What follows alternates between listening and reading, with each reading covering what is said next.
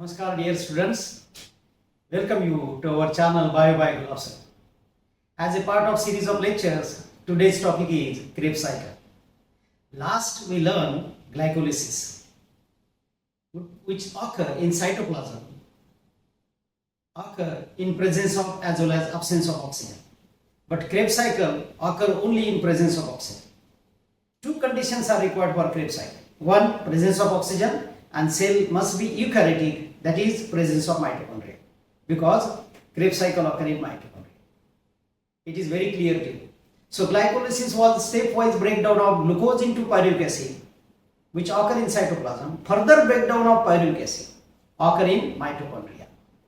Now let us learn about how that further breakdown of pyruvic acid continue into mitochondria to have complete release of energy from glucose as a substrate.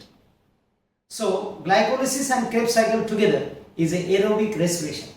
So as a part of second part of that aerobic respiration, Kerb cycle, this is what I have drawn. You please have a look. Here this is what complete Kerb cycle, right from pyruvic acid to its last product oxaloacetic acid. So how to define it? Question can be asked, what is Kerb cycle? Explain it with schematic flow chart. So definition, stepwise breakdown of pyruvic acid to regenerate the oxaloacetic acid, or cyclic regeneration of oxaloacetic acid. Cyclic regeneration of oxaloacetic acid to combine with acetyl CoA, and form citric acid is known as Kerb cycle. Once again, cyclic regeneration of oxaloacetic acid to combine with acetyl CoA and produce citric acid is known as Kerb cycle. Kerb cycle is also known as citric acid cycle. Why? Because first product is citric acid, therefore it is also known as citric acid cycle. Can be pronounced as a citric acid cycle. Is it clear to you as a part of definition? Now, as a part of process, that all the enzymes required for further stepwise breakdown of pyruvic acid are present in mitochondria.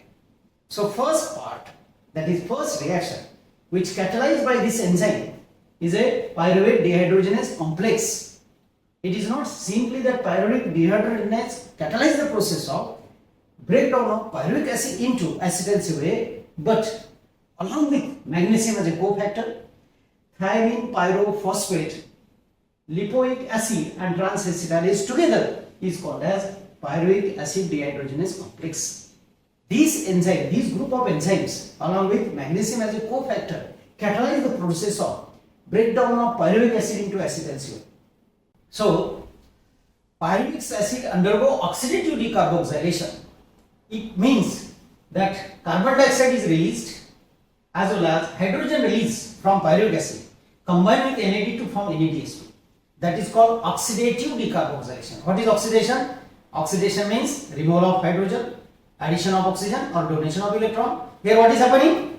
Removal of hydrogen. That is what? Hydrogen release from pyruvic acid as a part of oxidation combined with NAD, as you know the full form, nicotinamide adenosine dinucleotide, to form the NADH2 as well as to release the H2O. So decarboxylation and release of water. We know that final product of respiration are 6 CO2 plus 6 H2O plus energy. So simultaneously carbon dioxide release as well as water release at an interval of time as a product of that process of respiration. So first step is oxidative decarboxylation, which is mentioned here as a part of reaction. You can go through. See, oxidative decarboxylation of pyruvic acid. What are the substrate? Pyruvic acid plus NAD plus oxygen plus coenzyme A. So here this is what complex I told you, that enzyme complex catalyze the process of formation of acetyl CoA with NADH2, carbon dioxide and water. So that are the byproduct, and yes, it is very clear. See, what are the byproduct? NADH2, water, carbon dioxide, acetyl CoA. So can be mentioned in the form of reaction. So we did understand what is the first step, that is pyruvic acid undergo oxidative decarboxylation to form the NADH2 acetyl CoA as well as release carbon dioxide and release water molecule. Now what happened with acetyl CoA? Next step, that is what? Formation of citric acid. How it formed? That final product of that Kerb cycle, oxaloacetic acid combined with acetyl CoA in presence of citrate synthetase to form the citric acid. So citric acid further undergo dehydration to form cis-cyanotic acid, and cis-cyanotic acid again undergo hydration to form the isocitric acid. That means this entire process is isomerization. Citric acid convert into its isomer called isocitric acid. Now, this step is not mentioned in textbook, but as a part of NEET preparation, you must know how isocitric acid is produced from citric acid. Now, this isocitric acid is undergo, as you know, when NADH2 produce means oxidation. So, undergo oxidation to form oxalosuccinic acid. This step is also mentioned here. See, step-wise I have given you that formation of citric acid, what I did explain. Now formation of isocitric acid, that also I did explain to you. Now you can write it in this equation form. Now as I told you, the step, formation of oxaloacetic acid, isocitric acid combined with NAD and oxygen in presence of isocitrate dehydrogenase to form oxalosuccinic acid along with NADH2 and water, that is mentioned here as in cycle. So see, isocitric acid undergo dehydrogenation to produce oxalosuccinic acid along with the product NADH2 and water. So very easy if you know this schematic flow chart. Now, what is next step? That is formation of alpha ketoglutarate acid. So oxalosuccinic acid undergo decarboxylation. जो दिखता है वही बोलने का. Oxalosuccinic acid undergo decarboxylation in presence of decarboxylase to produce alpha ketoglutarate acid. Further, alpha ketoglutarate acid undergo oxidative decarboxylation as pyruvic acid has undergo oxidative decarboxylation. Same way, alpha ketoglutarate acid undergo oxidative decarboxylation. What does it mean? Release of carbon dioxide, release of water, formation of NADH2. Now this alpha ketoglutarate acid undergo oxidative decarboxylation in presence of dehydrogenase to produce a succinyl CoA. Succinyl CoA undergo oxidation to produce succinic acid. That what? With the oxidation, there is a byproduct of 2-GTP which is equal to 2-ATP in presence of succinic thiopinase. Succinic acid undergo oxidation. That is what? FAD form FADH2 means hydrogen released from succinic acid combined with FAD to form FADH2 in presence of succinic dehydrogenase to form the fumaric acid. Everywhere where there is a oxidation, there is a release of water. So, fumaric acid produced along with water as well as FADH2 as a byproduct of this step. Further, fumaric acid undergo hydration in presence of fumarase to produce malic acid. That what? Water is added and malic acid is produced. Now, malic acid undergo oxidation. See here, what does it mean? Release of hydrogen which combine with NAD to form the NADH2. Finally, the byproduct is oxaloacetic acid. Once again, malic acid undergo oxidation in presence of malate dehydrogenase to produce the NADH2, release the water and form the oxaloacetic acid. Thus, oxaloacetic acid is the final product of Krebs cycle, once again to combine with acetyl CoA and produce citric acid to repeat the cycle. Now, very important is that during this cycle, very important byproducts are NADH2, FADH2 and GTP. Every time when NADH2 is being produced, here, see, NADH2 is produced. Second, here NADH2 produced. Third, here NADH2 produced. Fourth, here NADH2 produced. As well as FADH2 produced. What are they? They are energy compound.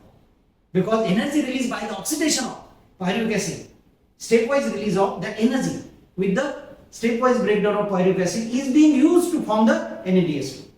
Now energy is with that bond. Nicotinamide adenosine dinucleotide combine with hydrogen to form NADH2, that bond energy. Now this NADH2 further oxidize in mitochondria to release the ATP, and that is what very important to learn. So during Kerb cycle, what NADH2 produce? Every time one NADH2 when oxidized produce 3 ATP. Therefore, when 2 NADH2 get oxidized, will produce 6 ATP. Now let us see how many times the 6 ATP are produced. 1, 2, 3 and 4. So total 24 ATP plus 2 ATP as a 2 GTP equal to 2 ATP 26 plus every time when 1 FADS to oxidize 2 ATP are produced. When 2 FADS to oxidize, how many ATP will produce? 4 ATP. So let us be clear that there 2 FADH2 are oxidized and produce 4 ATP. So total number of ATP produced during Krebs cycle are 30 ATP. When further breakdown of pyruvic acid occur into 6CO2 and CH2O as well as oxaloacetic acid, total energy is released. What is that energy? How much that energy? 30 ATP, which I have shown as a balance sheet. Let us have a look. Balance sheet of ATP production during glycolysis and Krebs cycle. See, here this is what clearly mentioned. Glycolysis and Krebs cycle. Total number of ATP produced during glycolysis and Krebs cycle. To know about it, let you know that total and ATP produced and used ATP. So that net ATP production to know, here you can have a look. Total number of ATP produced during glycolysis are 10 ATP. That is what we have already learned. Total number of ATP used during glycolysis 2. So net ATP produced during glycolysis are 8 ATP. As already just now we learned that total number of ATP produced during Krebs cycle are 30 ATP. So total number of ATP produced during glycolysis and Krebs cycle are 40 ATP. 2 ATP are used, 8 ATP, hence we have carry forward here 38 plus 30, 38. This 2 ATP used, therefore we have minus from here. Now this 30 ATP, anyway you just tell it, you will come to know that 30 ATP are total ATP produced during glycolysis and Krebs cycle. Now where the 2 ATP are used, it is very clearly mentioned that 2 NADH2 which were producing glycolysis cannot be oxidized in cytoplasm. They need to be transferred from cytoplasm to mitochondria. So 2 ATP are conjugated. Here clearly mentioned 2 ATPs are conjugated or used to transfer this 2 molecule of NADH2 from cytoplasm to mitochondria for oxidation to produce 6 ATP. Therefore that 2 ATP which are consumed has to be at minus or subtract from the total number of ATP 30 ATP. So when we subtract that 2 ATP from 30 ATP, net ATP production during aerobic respiration is 36 ATP. Hence the equation is 6CO2 plus 6H2O, that what final product along with 36 ATP. So equation is C6H12O6 plus 6O2 to produce 6CO2 plus 6H2O plus 36 ATP. This is the general equation we used to write. So finally we conclude that 36 ATP is the net ATP production during entire aerobic respiration. Therefore the equation of aerobic respiration, once again I repeat, C6H12O6 plus 6O2 to produce 6CO2 plus 6H2O plus 36 ATP. Here we complete the aerobic respiration with the explanation of glycolysis and Krebs cycle. I hope you did understand and enjoyed this video. I appeal you to share and subscribe our channel as well as press bell icon so as to receive new notification as and when new videos are uploaded. Thank you. Happy learning.